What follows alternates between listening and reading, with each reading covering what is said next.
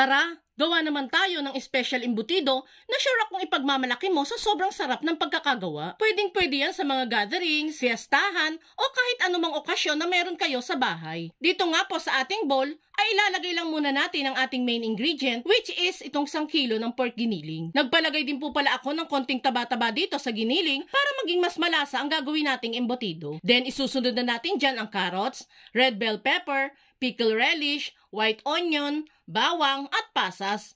Yun pong carrots, red bell pepper, sibuyas at bawang ay ginamitan po natin yan ng manual food processor bago natin ilagay dito sa mixture. Para po pinong pagkakahiwa nito compare kung hihiwain pa natin ng kutsilyo. Kaya must have talaga sa bahay ang pagkakaroon ng manual food processor guys para mas mapadali yung paghihiwa ng mga gulay-gulay natin na lulutuin. Next na natin dyan ang mga pampalasa tulad ng asin, seasonings at paminta. Adjust nyo na lamang po depende sa alat at lasa na gusto ninyo. Then saka tayo maglalagay ng grated cheese dito. Isa talaga yan sa magpapasarap palalo sa gagawin nating embutido. 3/4 portion lang po na isang maliit na box ng keso ang ginamit natin dito. Maglalagay din tayo dyan ng 2 pirasong chorizo na hiniwalang natin ng maninipis. Then maglalagay din ako dito ng 1 lata ng luncheon meat. Yes guys, maglalagay tayo dito ng luncheon meat para mas maging special palalo ang magagawa nating embutido. Pero optional lang naman po ang luncheon meat guys. Pwede naman pong wag na ding maglagay niyan. And dito nga po ay nag-crack na tayo ng itlog sa separate bowl para maamoy muna natin ang bawat itlog bago isalin sa ating mixture. Ganito na din ang gawin ninyo guys kapag magluluto kayo na may halong itlog. Always check kung may bugok o sirang itlog para di na masayang ang iba pang mga ingredients. Bali 4 na pirasong medium size na itlog po pala ang inilagay natin dito. Then pagkalagay ng itlog ay siya namang lagay natin ng 1 cup ng breadcrumbs. And then mix natin ang embutido mixture gamit ang ating mga kamay. Mga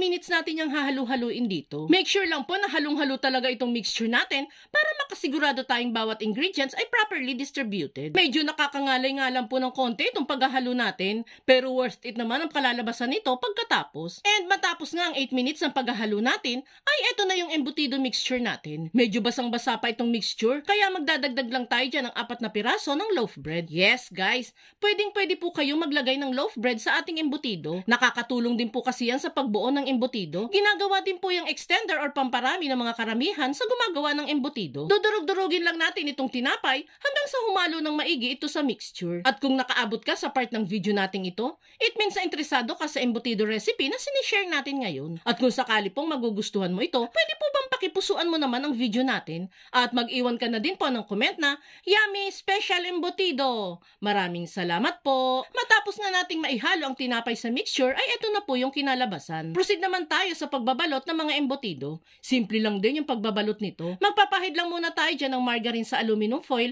then saka ilagay ang 1 cup ng mixture dito. Then saka ayus-ayusin bago irolyo. Naglalagay lang tayo ng margarine dito para hindi po manikit yung magagawa nating embutido sa aluminum foil. Mapapansin nyo din po na hindi na tayo maglalagay ng palaman ng hotdog at nilagang itlog sa loob. Mas preferred ko po kasi ngayon yung purong embutido lang. Pwede din naman po kayong maglagay ng palaman kung yun po ang gusto ninyo. Pagkarolyo nga niyan, i-secure lang natin ang bawat dulo niyan at slightly compress natin ito para intact ang mixture natin sa loob. Dito nga po ay nakagawa tayo ng 10 pirasong large size ng embutido. Marami-rami na tayong mapapakain yan guys. Isalansa lang natin yan sa steamer and pwede na natin yang isalang. Dito nga po ay nagpakulo na tayo ng maraming tubig dito sa steamer. Dinamihan ko na po ang tubig niyan dahil 1 oras po nating lulutuin itong mga embutido. Takpan at lulutuin lang natin itong embutido nang nasa medium heat settings lamang po. After nga ng 1 oras ng pagluluto nito, ay pwede na natin yang hanguin. And there you have it guys. Ready nang iserve sa mga handaan itong super special at mainit-init pang pork embutido. Kayang-kayang tumagal itong embutido ng 1 buwan basta nasa freezer po ito. And steam lang natin ulit pagkakainin na. Kaya sa mga mahihilig sa embutido dyan, itag mo na mga friends and loved ones ninyo at subukan nyo na din gumawa nito.